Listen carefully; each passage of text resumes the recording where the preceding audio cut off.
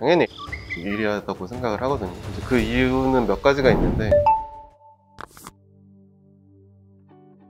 가상화폐가 주목받기 전인 2016년부터 가상화폐 거래를 했습니다.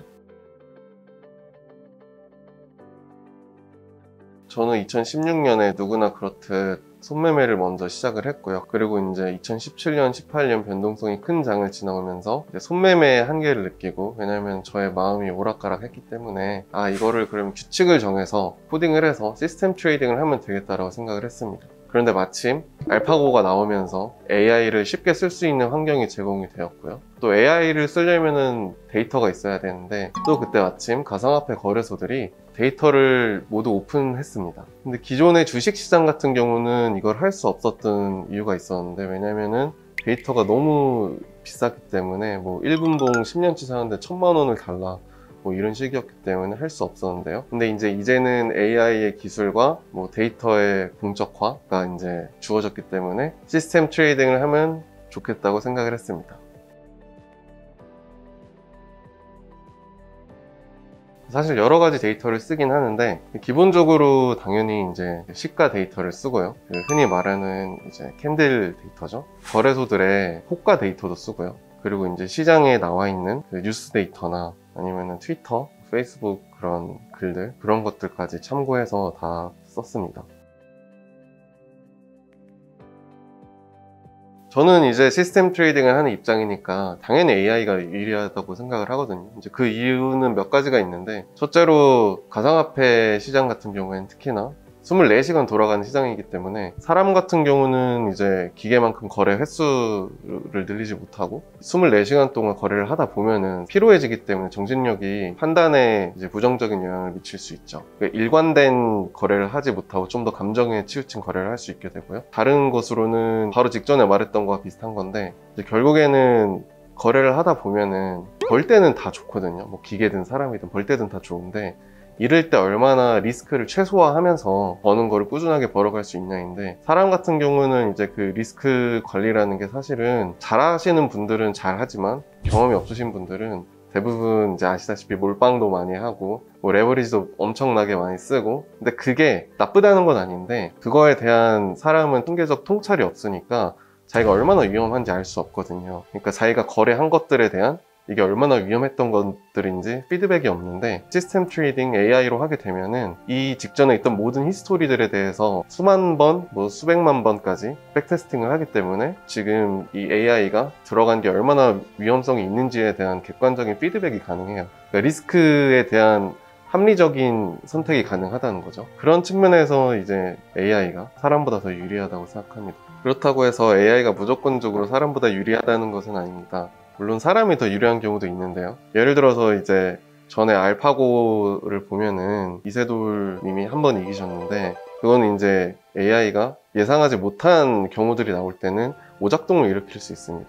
물론 그런 경우에 이제 리스크를 줄일 수는 있겠지만, 잘하는 사람이라면 대처할 수 있는 상황들인데, AI가 이제 경험해보지 못하는 상황이라면은 퍼포먼스가 안 좋아질 수 있고요. 그리고 또 그 이외에 장기적으로 추세를 따르는 거래들 같은 경우는 AI가 학습하기에는 너무 케이스가 적은 경우들이 많기 때문에, 그런 경우는 이제 AI가 사람보다는 퍼포먼스가 좀 떨어지는 경향이 있습니다. 또 AI가 알 수 없는 정보들이 있는데, 예를 들어서 개인만이 접할 수 있는 내부 정보라든지 개인이 삶의 경험으로 통할 수 있는 그런 직관, 그런 것들은 AI가 알 수 없기 때문에 사람이 더 유리한 거래 방식도 있다고 생각합니다. 저희는 최대 수익률이 1100%까지 나왔었고요. 그리고 월 수익률로 따지면은 이제 15에서 20% 정도 되는데, 사실 이 두 가지 수치는 중요하다면 중요하지만 근데 그렇게 중요한 것은 아닙니다. 가장 중요한 거는 위험성 대비 수익률을 측정하는 샤프 레이셔라는 지표가 있는데, 이거 같은 경우는 1.0이면은 괜찮다, 2.0이면은 잘한다, 3.0이면 아주 뛰어나다, 이렇게 평가를 하는데, 제가 운영했던 경우에는 이제 3.0에서 4.0 그 이상까지도 나왔었고요. 또 그 이외에 MDD라는 지표가 또 있는데, 이게 뜻하는 거는 최대 낙폭률을 뜻합니다. 수익률의 최대 낙폭률인데, 이게 또 보게 되는 이유는 이 값이 너무 크게 되면은 한 번에 청산을 당할 위험이 있기 때문에 이 수치를 또 보조적으로 보기도 합니다.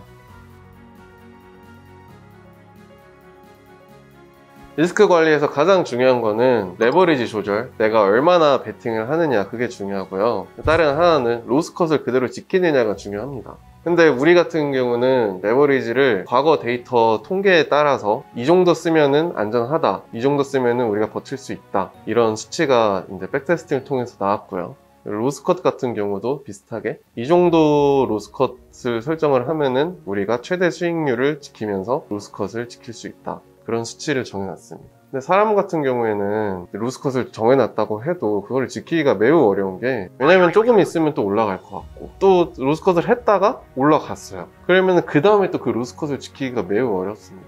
그렇기 때문에 어떤 사람은 내가 생각하기에 그냥 내 직관이 짱이다, 이렇게 말하는 사람들이 있을 수 있는데, 사실은 그거는 정말 그릇된 생각입니다. 그러다가 한 방에 망하는 경우가 있어요. 그렇기 때문에 자신의 정한 규칙이 있으면은 그것을 꼭 따르는 걸 추천드립니다.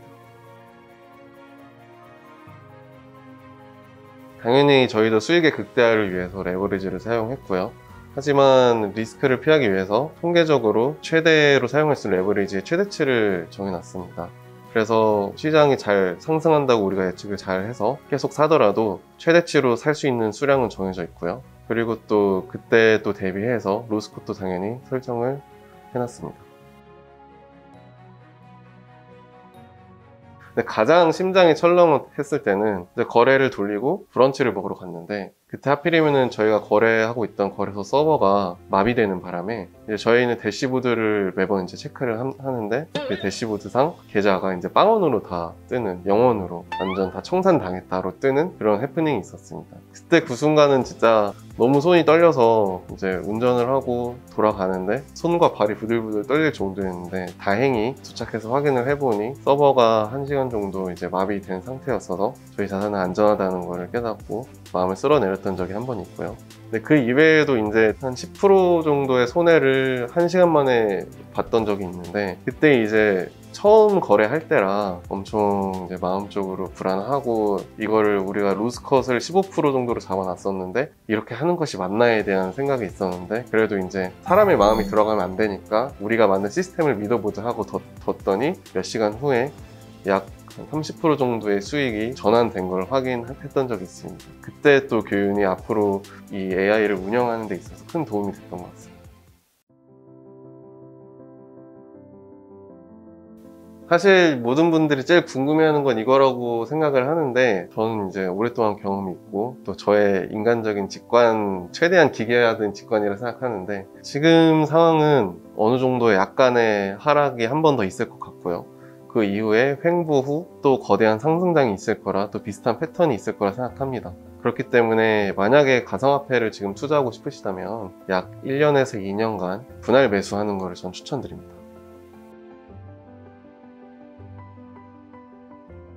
가상화폐 같은 경우는 변동성이 아주 큰 시장이기 때문에 자신이 규칙을 정해놓고 그걸 그대로 따르지 않는다면은 자신이 예상하지 못한 손해를 순식간에 볼 수 있습니다.